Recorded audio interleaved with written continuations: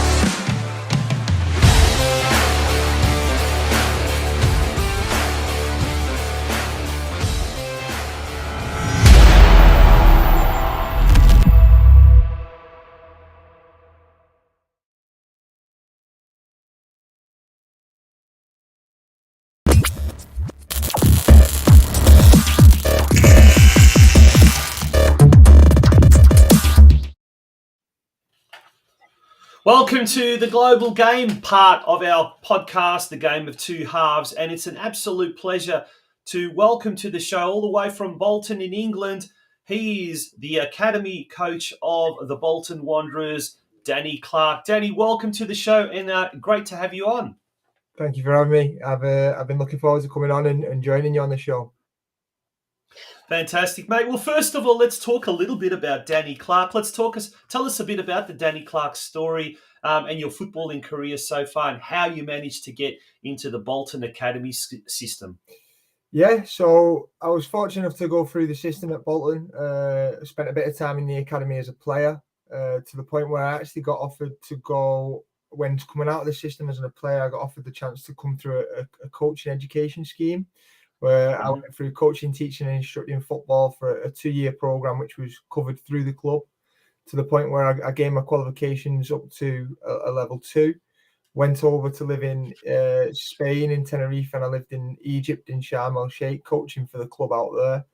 And then when I returned, I ended up looking after various programs in India, Colombia, going out to the likes of South Africa, and worked my way up to get my B license, to the point of joining the academy. I've been at the academy now. I've been at the football club for over 10 years, but I've been in the academy system for about 7 years now.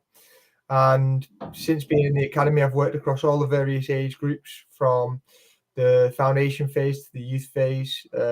Last 3 or 4 years, I've been working with the under-16s, and now currently I'm the lead foundation phase coach, looking after the 9s, 10s, 11s and 12s, and also head up the international football program at Bolton. Let's talk about that international football program. That's something quite innovative, quite different. And is that something that sets the Bolton Academy apart from a lot of the other academies around that area?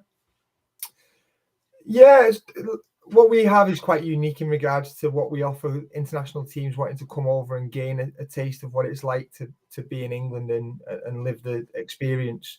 The reason that we have that is because we have our own hotel attached to the stadium, that's built into the actual ground, and our training base is a walking distance from the hotel. What we offer is the players to eat, sleep and train like what we offer to the players. And it's also giving them the opportunity to see how our academy teams train, to play against our feeder squads, our development squads, to gauge where they're at compared to the current level that we've got in England at this moment in time. And then it's acclimatizing to the various things, whether that be the 7 seasons you can get in one day, from sun and rain and wind. Sounds like Victoria. Yeah. To then especially over in England, the physical demand of the game. Yeah. It's a high demand that we expect. We want to produce highly tuned athletes, and that's both on and off the ball. So that's a good insight for a lot of teams that come over, stay in the hotel. You find that after 2 or 3 days and a fixture, the players are starting to feel it in the legs and the intensity that's how hard we push the boys when they're here. Yeah, so look, getting back to the Bolton Academy itself. Now, for those that are not in the know, Bolton is part of the Greater Manchester area. So in that small pocket, that small enclave, if you like, there's so much competition, obviously, from some of the bigger clubs like Liverpool, Everton, Manchester City, Manchester United, but then also Championship clubs and League One clubs and what you're not. How does Bolton Wanderers then compete with those big clubs? What's your point of difference? What makes you really stand apart from all those other, do we call them more glamorous clubs, the bigger clubs?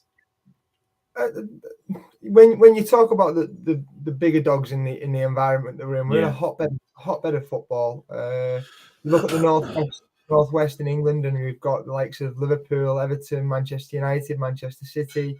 You come away from that, and then you've still got other clubs that are in and around our area, from Wigan, Preston, Blackpool, Oldham, Rochdale, and then Bolton, who've currently now pushed ourselves forward as a club, and the first team are doing extremely well. But as an academy, we try to make sure that we can offer the right environment for the players to enhance them and push it at the right time.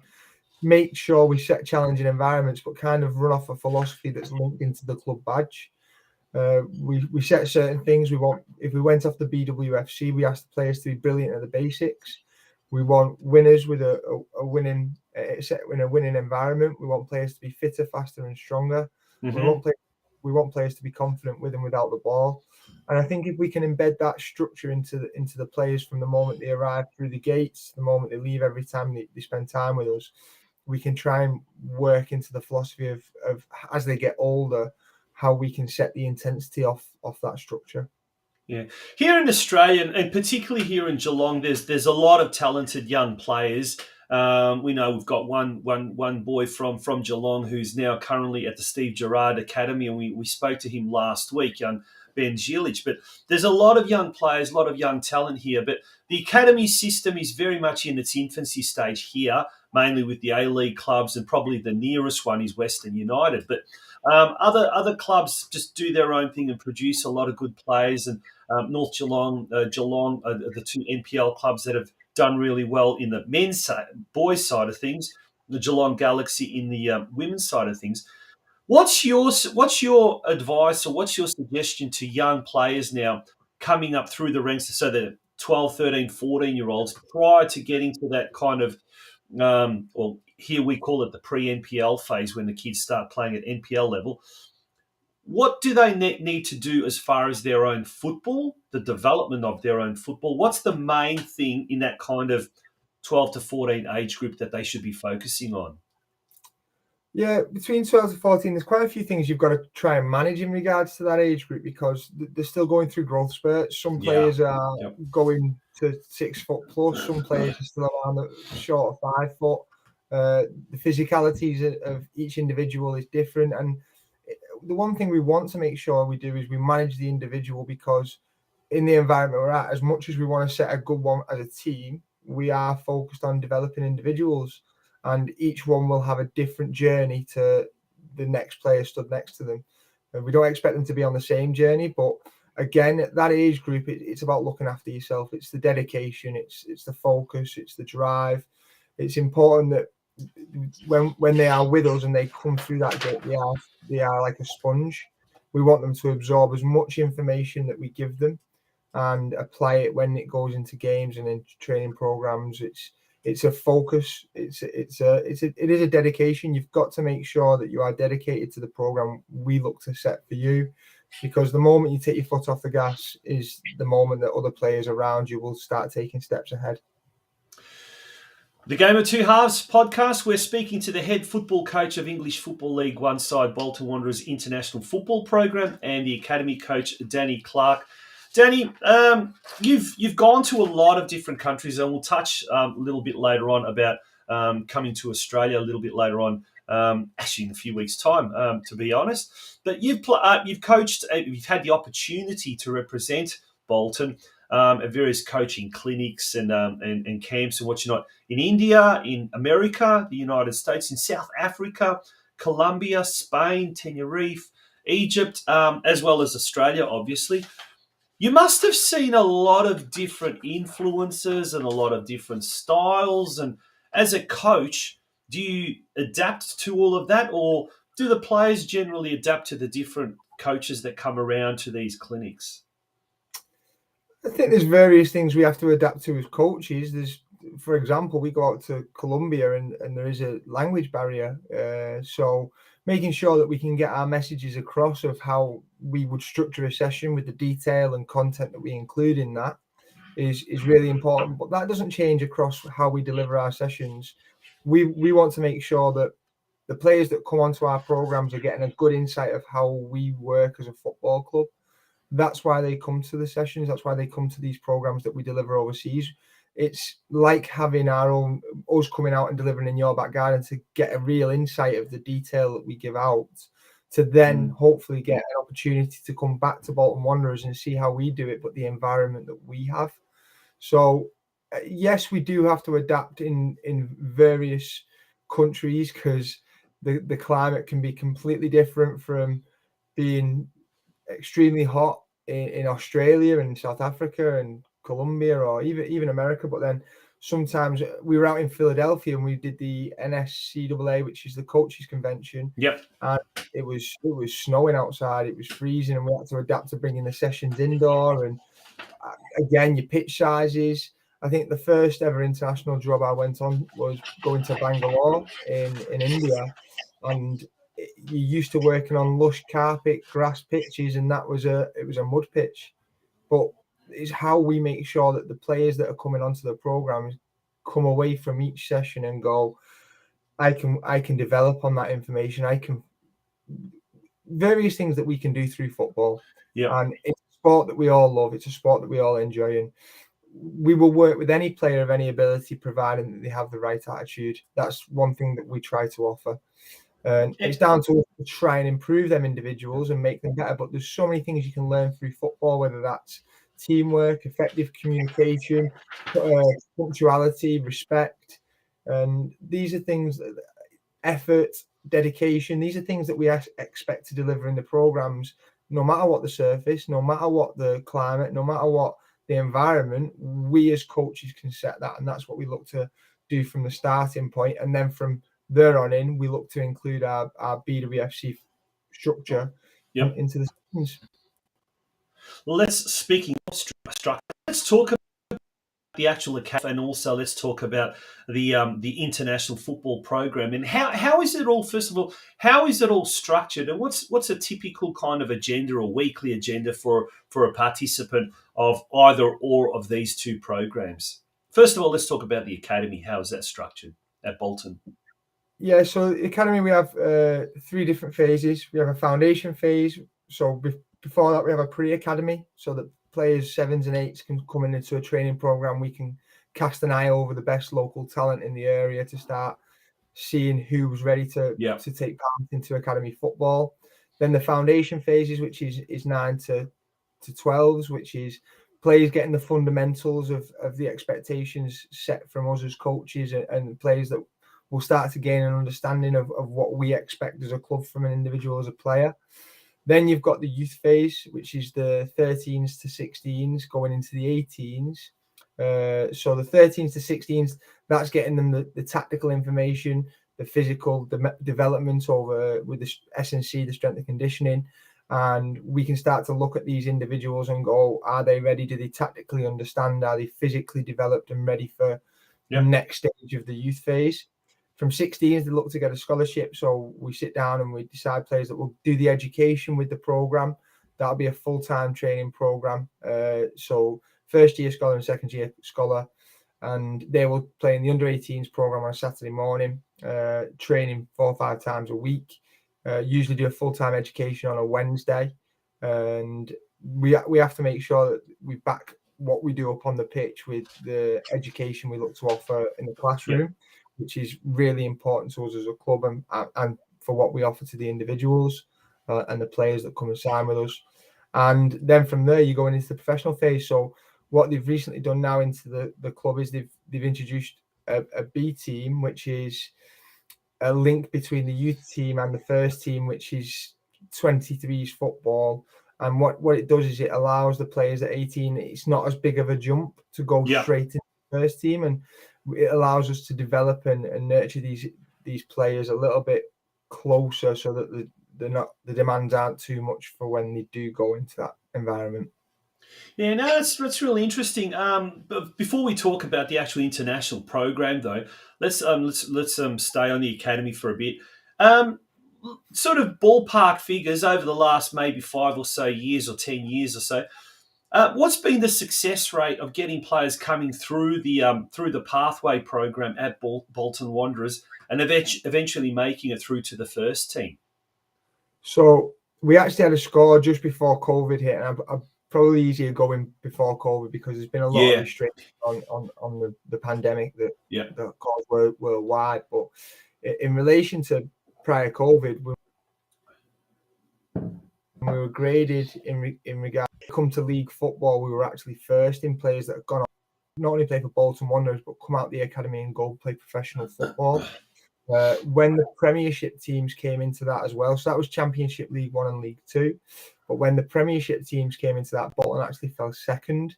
And the Premiership team that beat us for production of players was actually Chelsea.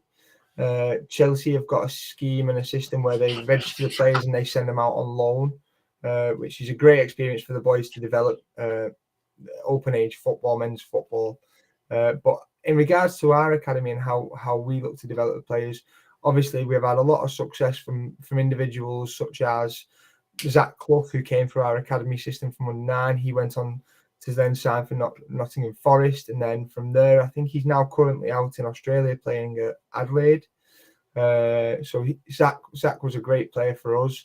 We've got Rob Holden, who's now currently playing at Arsenal and been there for quite a few years now, doing extremely well. And then Josh Vella, who's recently just come back to Bolton. He was playing against us, but has gone on to play for Shrewsbury. And Dennis Politic, another one who he went out to sign for a Serie A team, now playing in the league, but now he's on loan back at Port Vale. We'll go back out to the Serie A team. So in regards to the production of players, we've done extremely well, and probably a good one for us as well. But unfortunately, he's playing against us for Barnsley in the playoffs. But Luca Cannell, I actually had Luca under 15s. Yeah. Was always one that wanted to set the tempo high and train with a good intensity and demand better from his teammates so that he could get better from himself. And Luca actually went on to go to play for Celtic, sign for Celtic, and when his contract expired, he then went and signed for Barnsley and has recently just won the Player of the Season award for Barnsley. And then you've got other players such as Ronan Darcy. Ronan's doing extremely well at Swindon Town. So our production of players that come through the scheme at the academy, whether it goes on to play our football club or other professional football clubs, we set the right environment to allow individuals, providing their focus and dedication is there, they give themselves the best chance.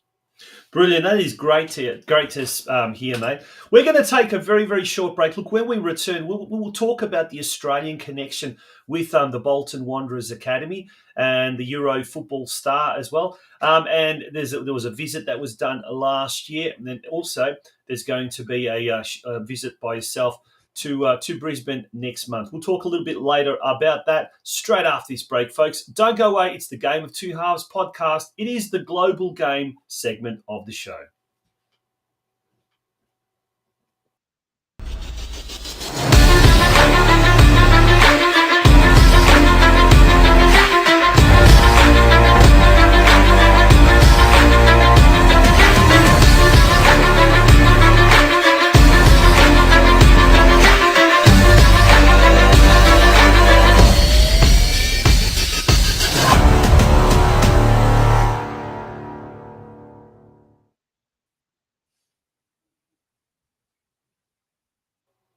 Welcome back to the Game of Two Halves podcast. It is the Global Game segment, and we're speaking to Danny, who is the head coach of the Bolton Wanderers International Football Program and also part of the players. We're looking at players and potential players that could be part of the academy at whichever phase, I suppose. What sort of qualities are you looking for in a player of such? Yeah, so when we watch individuals, we want to know they're competent in receiving the ball, being able to handle the ball in tight areas with both feet, being able to understand good decision making and retain high percentage of the ball. People expect some scouts or coaches to come out and expect players to go and beat 4 or 5 players and score a worldly goal, but sometimes we're just looking for players to be able to do the basics but do it extremely well and play. Oh, looks like we've just lost. Well, it looks like we may just have lost Danny Clarke from the Bolton Wanderers, the wonders of modern technology. We're going to take a short break, folks. When we return, hopefully we'll reconnect there with Danny, who's just obviously some sort of technical glitches there. Folks, don't go away. A little bit later on in the show, we're going to be speaking to Barwon Soccer Club senior men's head coach Dale Harris. He's just entered the green room. He'll be very, very shortly joining us, and we'll also be taking a comprehensive look at the weekend that was in football. Don't go away. It's a Game of Two Halves podcast powered by the Geelong Region Soccer Show.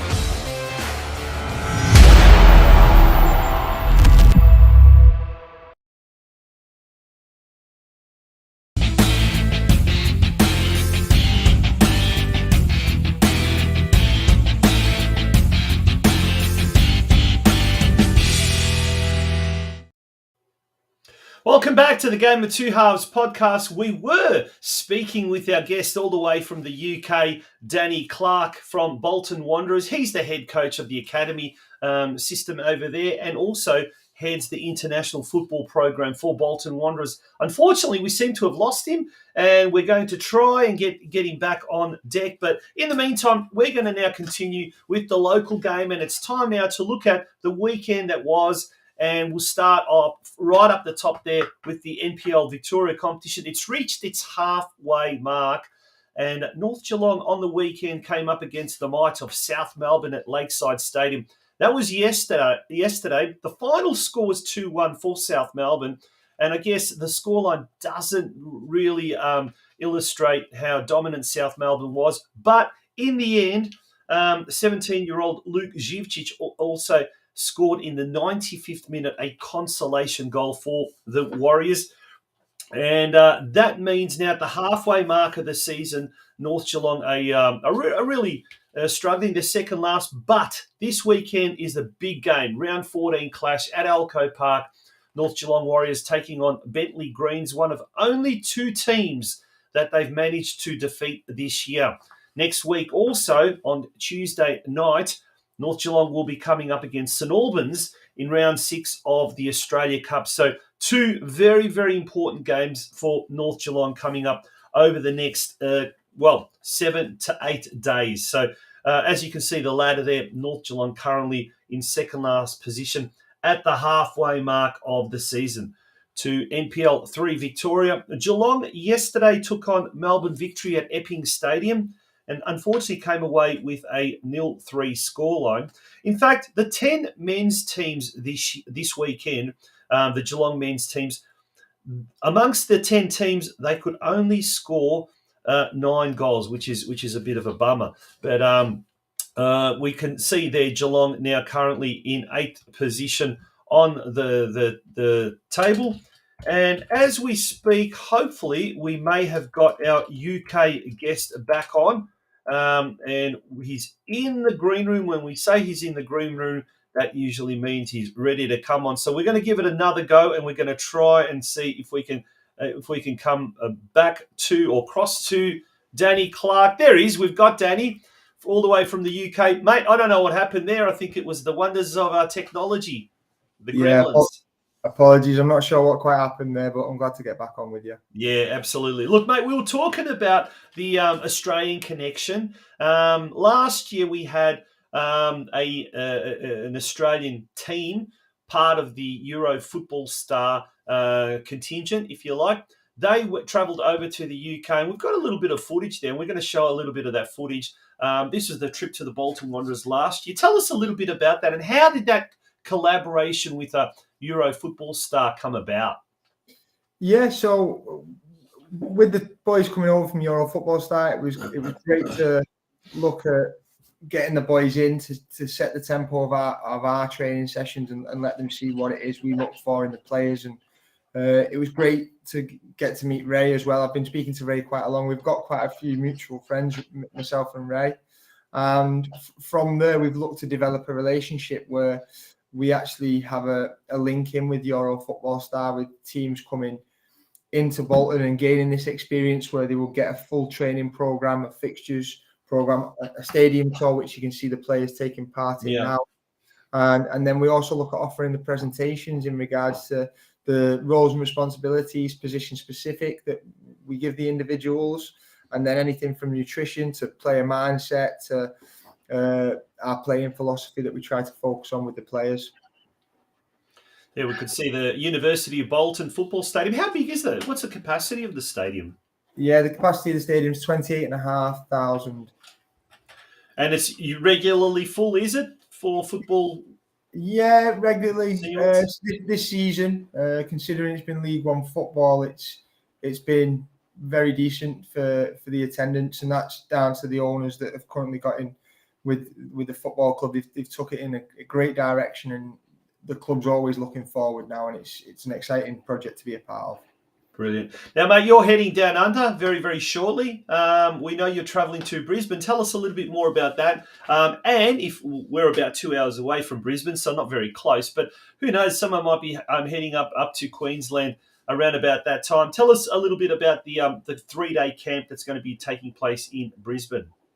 Yeah, so while we're out in Brisbane, we're working closely with Euro Football Star, where we'll be looking to showcase our coaching program that we offer here at BOLTON Wanderers with the coaches that we have here at Bolton in the academy.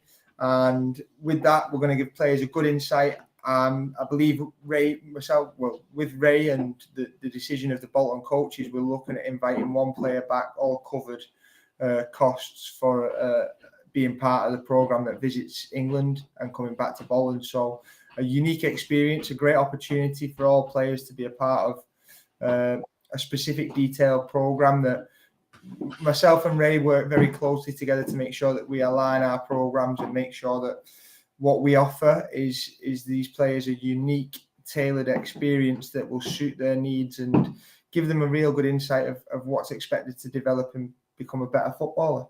Yeah, that's fantastic. Hopefully, down the track, we might be able to get you down to Geelong as well. And there may be, because I do hear there are some programs and whisperings that there may be different programs on offer down here in Geelong. But it'll be great to see you down here in our neck of the woods, Danny. But before we let you go, we did ask you just little bits of advice for budding young players and things like that. What about parents and coaches that have got, talented young kids, talented young players? What's the best way to encourage some of these kids without maybe suffocating them a little bit too much with expectation and pressure and things like that? We're talking the mental strength side of things. How do we develop that in aspiring young footballers?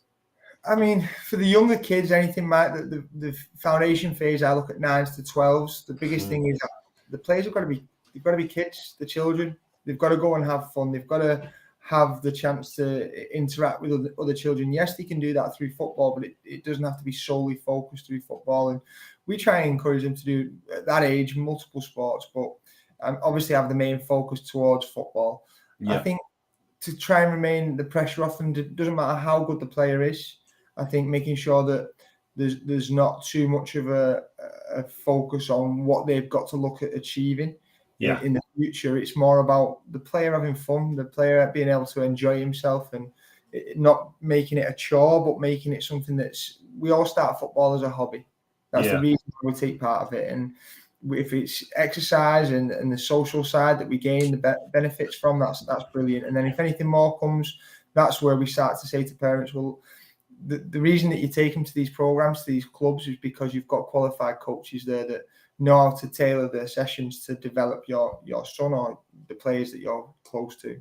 And it's really difficult to be able to get their messages across when a player is probably getting it from another area, another role model in their life, another person that they may look up to. So depending on the age, the first thing I'll say is let the children be a child. And then the second one is, don't let the focus come away from being fun.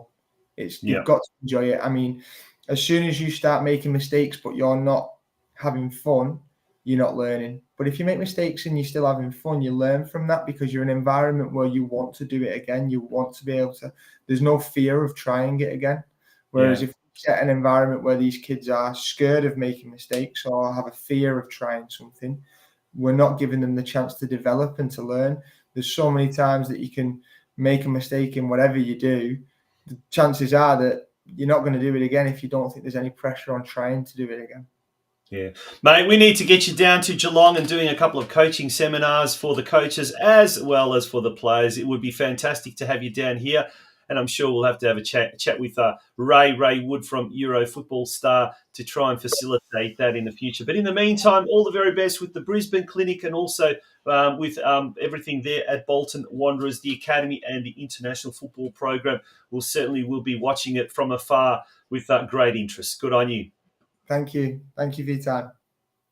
That was, and if you would like to get in touch with Ray from Euro Football Star to find out more about some of the programs on offer from Euro Football Star, there's the just down there. There's the email address info@eurofootballstar.com.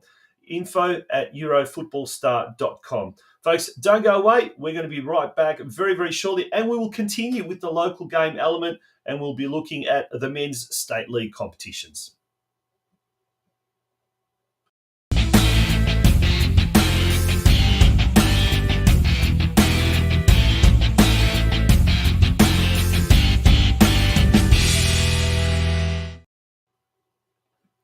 We're back here at the Game of Two Halves podcast.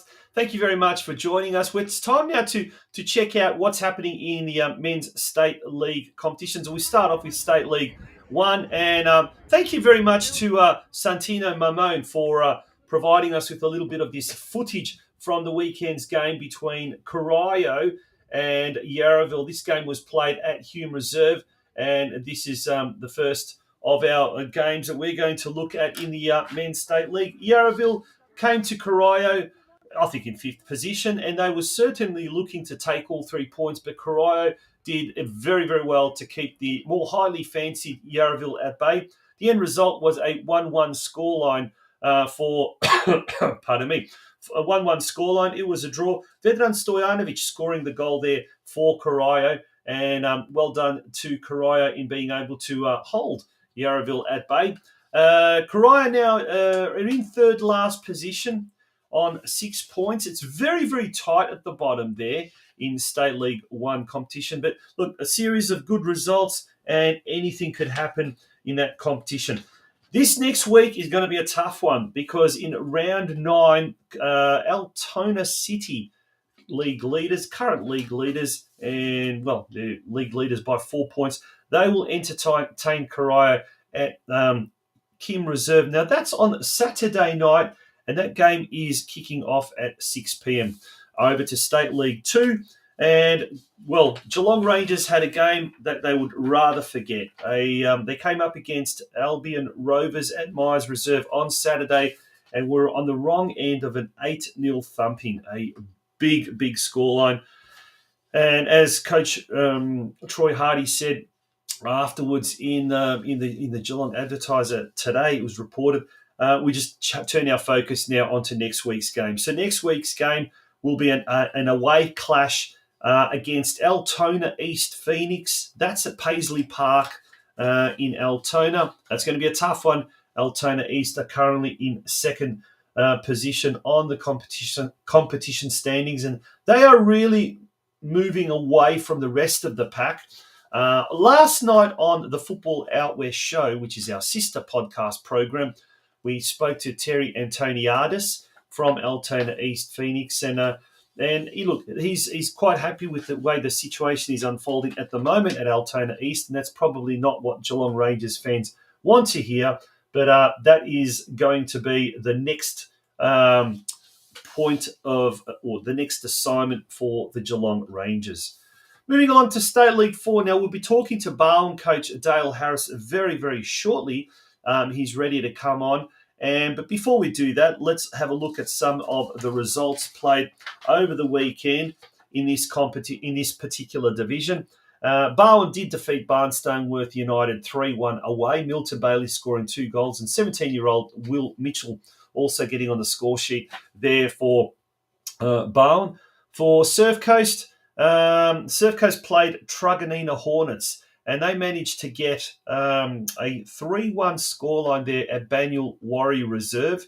3 individual goal scorers all scoring for Surf Coast. We had Christian Mann getting on the score sheet, John Pikett and Sam Bickett as well. And then over at we had at Bell Park Sports Club, we had Bell Park taking on Laverton FC. Now, Laverton are always a tough team, an extraordinarily tough team at the best of times. Bell Park did very well to keep them at bay to just 2 goals, but Laverton are one of the teams that are really doing well at the moment in Men's State League 4, and we'll see one of the Laverton goals just after this. And then, as we said, the final game of that particular... Well, the other games as well. Keilor Wolves defeated Moonee Ponds United 2-1. Melbourne City and Moonee Valley Knights, they were held to a 0-0 draw, and Spring Hills defeated Gisborne 2-0. In State League 5, Lara United kept Wyndham 1-1, with Lockie Lazarich scoring that goal. And Surfside Waves lost to Melton Phoenix 0-1. Very constantly improving Surfside Waves side, but Deakin University Ducks, they had the bye. This is action from the Bell Park Sports Club on the weekend just gone by. Bell Park in the all-white and Laverton FC in the red. We'll see the action here, and this is Laverton's second goal.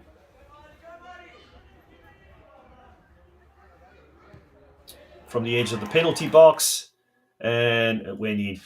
It's now time for our second guest, and we're going to talk to State League 4 football, and we're going to bring on the coach of Barwon Soccer Club, a man who's very, very familiar to this show, this program, and it's an absolute pleasure for the first time in 2023 to have the coach of the Barwon Soccer Club senior men's team, Dale Harris, joining us here on the Game of Two Halves podcast. Dale, welcome to the show, and how are you? Oh, we can't hear your microphone. You need to switch your microphone on. Unfortunately, we can see you, but we just can't hear you, unfortunately. We got you there, Dale.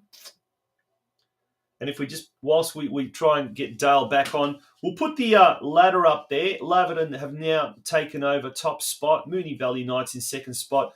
Keilor Wolves in third. Very, very close up the top of the competition standings there. And Surf Coast, they are the highest of the Geelong teams in State League 4 at the moment. They're in fourth position. Barwon have now jumped a couple of spots, and they find themselves in seventh spot with 10 points. So 3 wins, 1 draw, and 4 losses from their 8 games thus far. Bell Park, they are tucked right behind the Blue and Whites in 8th position. And then below that, we've got Barnestoneworth United, Spring Hills, Truganina, and Gisborne SC at the moment. But hopefully we've got Dale on the line. We saw him, we just couldn't hear him. Dale, are you there? It's in the settings. So we just have to change the audio there. So he can hear us. We just can't hear him, unfortunately. But we'll move along to the State League 5 ladder. The men's State League 5 ladder. Balmoral FC at the top, and they are unbeatable. 7 wins from 7 games. The highest of the Geelong-based teams is Lara United, who are in 5th spot at the moment. They're in with 14 points, 7 points behind the leaders. Deakin Uni Ducks in 8th position. They've got 6 points from their opening 7 games. And Surfside Waves, they've picked up a win and 2 draws. They are on 5 points at the moment, and they're doing really, really well. Really, really well. At the moment, they're not on the bottom of the ladder, so hopefully they can manage to do... have we got Dale now? Can we hear Dale? We still can't hear Dale at the moment, unfortunately. We're going to have to just soldier on. We've got a little bit of footage here of Barwon Soccer Club. And this was from about 4 weeks ago when they took on Gisborne, and it was a 1-0 win back on Saturday, the 15th of April. Barwon in their away kit in the maroon top, white shorts and white socks. And there we see a lovely goal. And possession was quite a feature of the play that Barwon have been renowned for this year. Moving along now we're going to go to look at the women's side of things, and we're going to go to the women's VPL, the Victorian Premier League. On the weekend, Geelong Galaxy took on KC Comets, the high-flying KC Comets, who were previously in second position. And look, the Geelong Galaxy girls, thanks to a 4-goal haul by Aya Saino, has managed to, this takes her season's tally to 12 goals this year. They defeated the KC Comets 4-0. Great result for Geelong Galaxy. They now move to a mid-table position, 4 wins and 4 losses from their 8 games. They're on 12 points, only 6 points behind the leading duo of Essendon Royals and Brunswick Juventus at this point. This weekend, on Sunday, they are away to Glen Waverley. Now, Glen Waverley have managed 7 losses from their 7 games, and you'd expect that now this would be Geelong Galaxy's 5th win of the season if all goes according to plan. Turning our attention now to Women's State League 1 competition, and this has been a really interesting division with the 3 Geelong teams at the moment. On the weekend, North Geelong away to Brunswick Zebras. Olivia Ortiz, the captain, she managed to score the solitary goal, and North Geelong came away with a 1-0 win, a very, very important win considering they were on the losing side the week prior to Lara United. Now, Lara United, they this week themselves lost to Mill Park 1-2. Izzy Wilkinson scoring Lara United's only goal.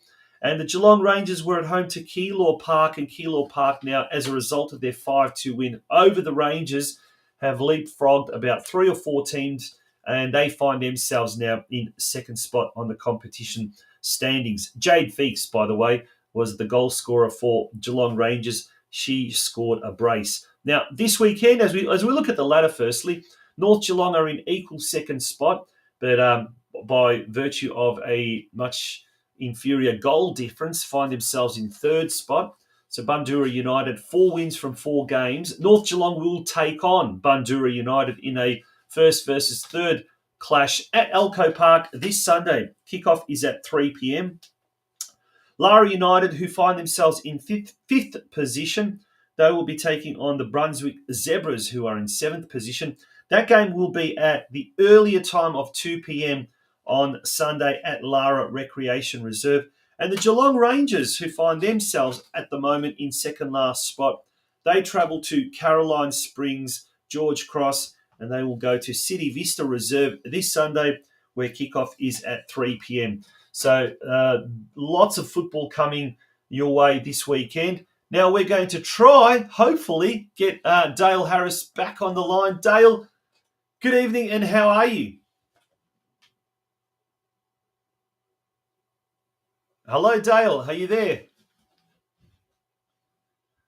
We can see that Dale's having all sorts of internet problems from his end. Very, very poor reception wherever the Dale is, but hopefully we'll be able to get him on very, very shortly. That is going to be the plan. Let's turn our attention to the local side of things, the Geelong region competition. First of all, let's go to the men's competition, and there we have the ladder for the Geelong region men's Division 1 competition. If we go through the results of round 4 on the weekend. It all started off on Friday night. We had 2 games there. FC Leopold hosted Barwon Heads at Estuary Reserve, a 3-2 win to the home side. FC Leopold getting all 3 points there. Their first win of the season, in fact, for the men in green. Across town at the Bell Park Sports Club under the brand new lights there at Batesford, Bell Park took on Breakwater Eagles, and Bell Park have just kept on steamrolling everyone at the moment. They defeated Breakwater Eagles 5-1 to maintain their 100% record. 4 wins from 4 games. Mio Marinovic scored 2 goals. We had Harris Vrbovac also scored 1. Andrew Longo and Lachlan Santoro scoring as well. So that was a 5-1 win over the hapless Breakwater Eagles. On Sunday, we had 2 games. Surf Coast defeated Geelong Rangers at Banyulwarri Reserve. And then in the Battle of the Barwons, Barwon Blue defeated Barwon White 4-2. So if we look at those, the competition standings there, and it's great for the first time in many, many years that we've actually got anything other than just a 6-team competition. 9 teams in the elite local men's section. Friday night sees FC Leopold hosting Barwon Blue, again at Estuary Reserve. Geelong Rangers Bell Park, I should say, make the short trip to nearby Geelong Rangers up at Myers Reserve. That's a Friday night game, so that should be an absolute beauty, that one. Armstrong United are at home to Barwon Heads. That's on Sunday at 3 p.m. at the Armstrong Creek Sporting Oval. And Barwon White host Breakwater Eagles at Grovedale Reserve, also on Sunday. Surf Coast has the bye. Now it's time to talk the women's division. So if we look at the top half of the women's competition, let's first of all go through the results. So round 4 saw Surfside Waves destroy Corio Bay 8-0. Drysdale Soccer Club defeated Golden Plains in Bannockburn 4-2. Armstrong, and on Saturday, Armstrong United defeated Bellarine Sharks 4-0. Surf Coast drew with Deakin Ducks Black 2-2. Virtually a top of the table clash there. Then we had Geelong defeat FC Leopold 2-0. Barwon Heads were on the wrong end of a 10-1 scoreline against Bell Park. And then we also had Lara United defeat Deakin Ducks Gold 4-1. So if we look at the ladder there, Deakin Ducks on top at the moment with 10 points, followed by Surfside Waves, Bell Park, Drysdale, Armstrong United, Barwon, Lara United, and Geelong. And then the bottom end of the competition standings, Surf Coast at the moment, which is quite unusual. Last year's reigning champions. They've played 1 game less, but they've won 1, drawn 1, and lost 1. Deakin Ducks Gold in 10th position. Then we've got Corio Bay, FC Leopold, Golden Plains Soccer Club, and Barwon Heads and Bellarine Sharks at the foot of the competition standings. If we move along to round 5, the games that are this Friday night, we've got 2 games. Corio Bay hosting Armstrong United at Evans Reserve. Surfside Waves hosting Deakin Ducks Black at Shell Road Reserve. And that's on Friday night. That's at 7 p.m. So that's going to be an absolute doozy of a game. First versus second Friday night there at Shell Road Reserve. Kickoff is 7 p.m. for anyone in the area that would like to watch some top-class local football, local women's football. On Saturday, we've got 5 games. FC Leopold at home to Golden Plains Soccer Club at Estuary Reserve. That's at 1 p.m. Bellarine Sharks hosting Barwon Heads at Lake Reserve, also at 1 p.m. And Lara United playing host to Surf Coast at the Lara Recreation Reserve, also at 1 p.m. At 3 p.m, Drysdale Soccer Club entertains Deakin Ducks Gold at the Drysdale Sporting Precinct. And then we've got Bell Park taking on Barwon under lights at the Bell Park Sports Club on Saturday evening at 5 p.m. Geelong Soccer Club has the bye. Hopefully, We're going to try one last time if we're going to be able to get Dale Harris back on the line. And we just are not having any luck, unfortunately.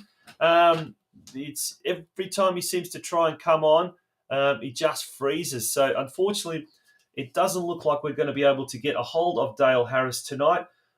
Folks, next week we've got a very, very special program. Special episode sponsor, J Hill Bookkeeping from Lara. And Lara United will be our featured club next week on the Game of Two Halves podcast in the local game segment. I'm going to try and get Dale there. We can still see a still of Dale Harris there, but unfortunately we can't actually hear the man or can't even talk to the man. That's next week, folks, so do stay with us. It's going to be a great show, as we said. We're going to take a very, very short break. Hopefully when we return, we're going to have Dale Harrison joining us. Don't go away, folks.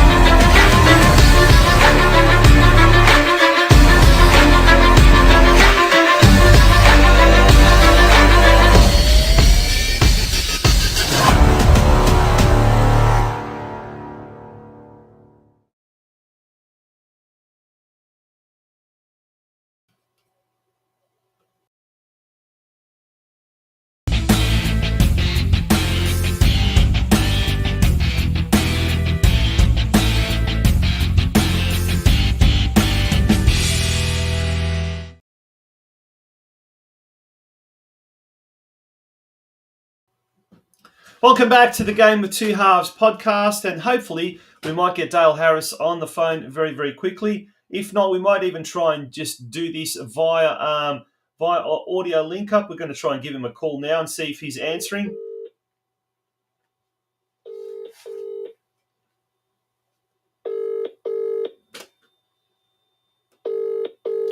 We're trying to get him on the phone if we can. Doesn't seem like we're going to have any luck. So we're going to take a very short break. When we return, one last chance, we're going to try and get Dale Harris on the phone.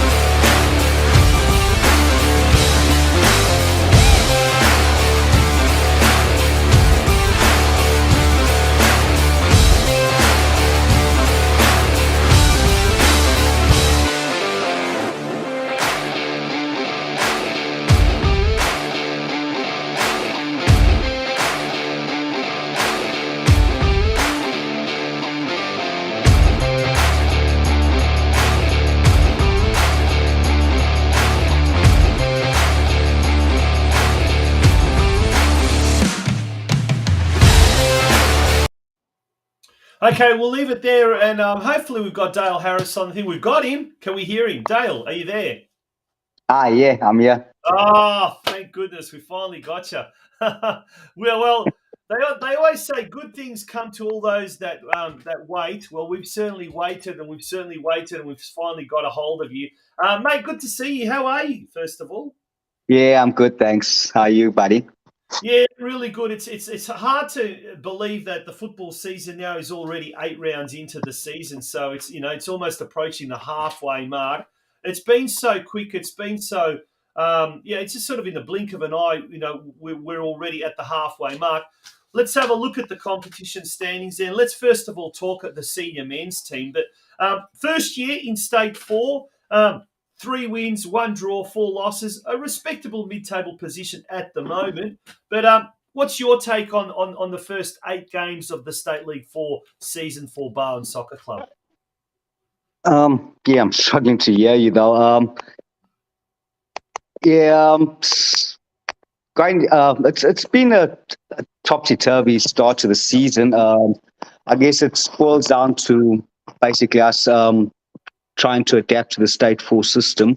The boys trying to change the State 5 mentality and trying to realizing that basically that in State 5 we got away with playing for 30 minutes or for half an hour and we'd go on to win the game, whereas in State 4 you got to battle for that entire 90 minutes in order to achieve a point.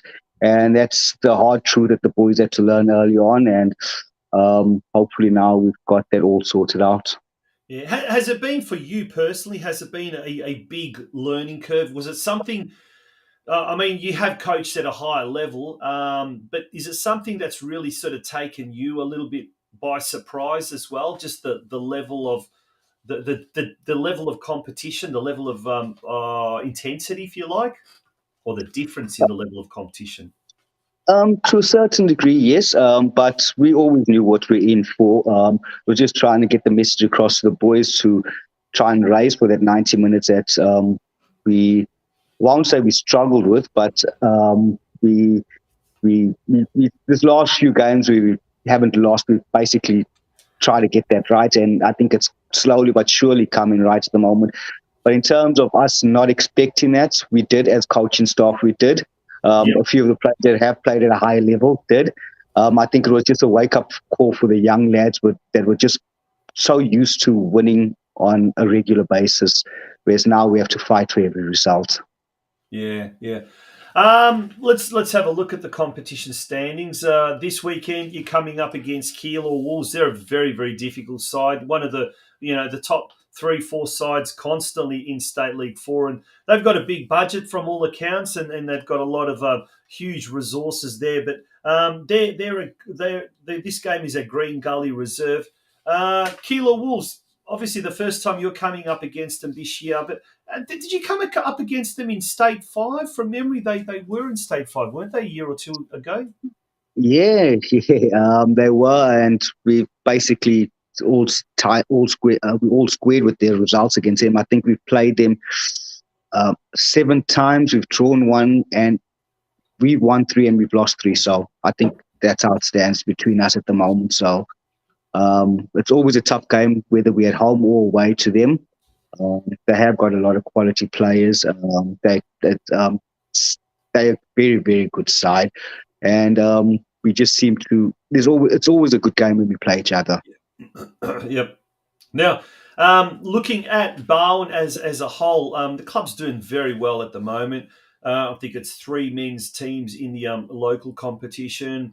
The women's team's doing really, really well as well. Lots and lots of players. How are things travelling at Glovbal Reserve as a club as a whole? As a club, it's going tremendously well. We've got a large female team there. There's quite a few female players, which last year we struggled for numbers. With the men's 3 men's teams,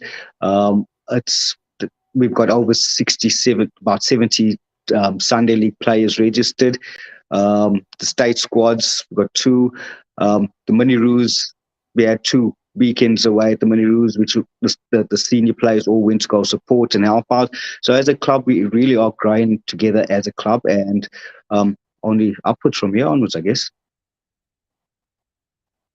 Now, I'm just having a look at the under 16, the under 14, the under 13. I think it's the Wallabies. Well, the under 16, 14, and 13 boys, they're all on top.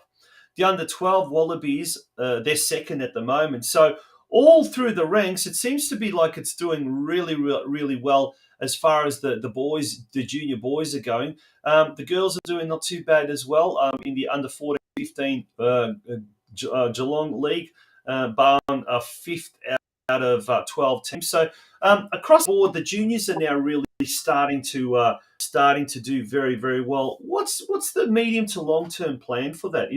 Is it looking at entering teams in the Metro competition, which seems to be kind of the big trend at the moment with Geelong junior teams? Or is it just doing what you're doing at the moment, and as the players start to get better and start to look for higher competitions, Barwon as a club is happy just to see them develop their football elsewhere? We do want to, how can I put it, provide a platform for our very talented players. We've got a 5-year plan based where we want to, as a senior team, obviously this year we're still testing the waters, we're still struggling a bit, but in the future we're hoping to achieve as much as possible and get up into a high enough division, whereas we don't lose our juniors. We want to give them a reason to stick around at the club. The higher the men's team are, the more we keep our most talented players. And I think that is a long-term plan in order for us to hold on to our best talented players, our senior team needs to be at a good level as well. Yeah. Now, one of those players that did seek greener pastures and then has come back is your own son, Tristan Harris, who's playing this year. How's he doing? And we've seen quite a few players over the past few years come back to Barwon, and they're looking for senior football, regular senior football, and they've come back bigger and better players. Obviously, what's it like having your son there at Barwon this year, playing with you or playing under you? I should say. It has its ups and downs. We still argue a lot about it, but I can't take credit for his signing. He responds better to Kieran Robinson, and Kieran brought him over after chatting to Kieran. Kieran brought him over. As a coach, I guess it's a bit unfair from me because I can be very harsh on him, being my son. It's me showing that I'm not showing any favoritism because he's my son, so I can be over the top harsh. And that's where Kieran steps in and he basically takes over with Tristan, and he's been a big help there, and Tristan responds better to him. A lot of fathers out there will tell you it's difficult coaching your own son because sometimes you bring it home, and then when you're at home, it can be chaotic trying to balance it.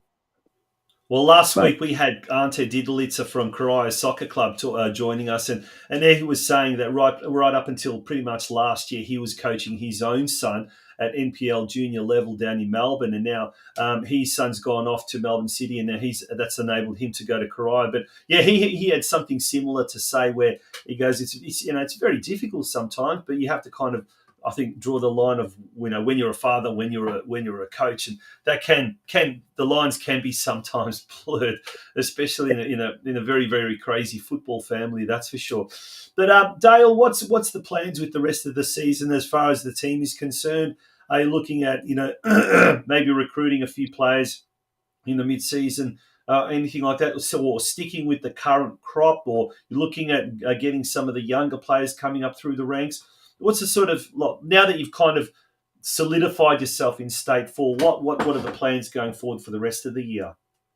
Well, the plans are, at the moment our main focus was, because we've had basically we'll call it a broken factory, and we finally repaired it, and we seem to be heading in the right direction on the field and off the field. The boys are a bit united.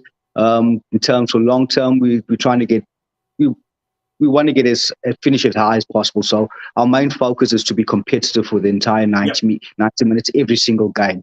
Whether we recruit a few more players, we possibly might, because we have lost 2 players. One's gone in the last month. One's gone to Bell Park, and the other one's gone to Surf Coast. So there are vacancies, but in saying that, we've got some youngsters like young Will Mitchell. He's been around at the club since a 9-year-old, and he's an exceptional player, very gifted, very talented. We don't want to shut the doors on all our young players. We've got a 15-year-old that's come over to us from North Young Cruise. He had a senior game a couple of weeks ago. So we do want to bring in players, but we also don't want to shut the doors on the youngsters that we've got. The last thing we want to do is give them nowhere to go but the bench, and we want to give them as much game time. Otherwise, they're not going to really develop fully. But in certain areas, we might recruit more experienced players. Yeah. Well, two important games over the next 2 weeks. First of all, Keilor Wolves this Saturday are down at Green Gully Reserve, and then the following week, Moonee Ponds United, who are just above you on the competition standings. So 2 really good results over the next 2 weeks. We'll see Barwon really, really push up the ladder and move a lot closer to the top echelon of the State 4 competition standings. But, mate, thank you very much for joining us tonight. Really appreciate it. We were patient, we waited, but we finally got our man. It was great to have you on, Dale. Wishing you and everyone at Barwon Soccer Club all the very best for the rest of season 2023. Thank you, Tonchi. Thanks for having me. See ya. Good on you. Absolute pleasure. That was Dale Harris, the coach of the senior men's team at Barwon Soccer Club, joining us this week on the Game of Two Halves podcast. Folks, thank you very much for joining us and being a part of this week's show. We hope you really, really enjoyed it. Next week is going to be a big show in our local game segment. It will be featuring Lara United Football Club, courtesy of our episode sponsor, J Hill Sponsors, and a big, big shout out to our major sponsor for season 2023, Euro Football Star, without whom we would not be able to deliver this program each week. Thank you very much for being a part of tonight's show. We look forward to having your company again next Monday night on the Game of Two Halves podcast, powered by the Geelong Region Soccer Show. Good night and have a great week.